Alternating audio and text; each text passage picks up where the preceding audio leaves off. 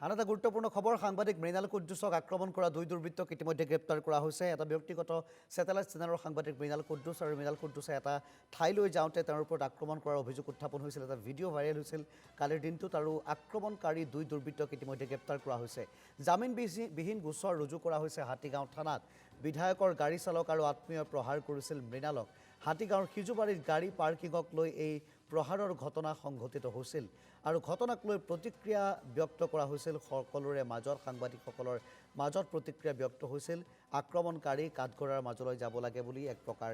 দাবী উত্থাপন কৰা হৈছিল আৰু শেহতীয়াকৈ জামিনবিহীন গোচৰ ৰুজু কৰা হৈছে হাতীগাঁও থানাত দুই আক্ৰমণকাৰীক ইতিমধ্যে আটক কৰিছে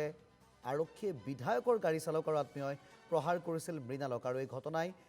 হাতীগাঁৱৰ সিজুবাৰীত এক প্ৰকাৰ চাঞ্চল্যৰ সৃষ্টি কৰিছিল এই দুৰ্বৃত্তক শেহতীয়াকৈ জামিনবিহীন গোচৰ ৰুজু কৰা হৈছে হাতীগাঁও থানাত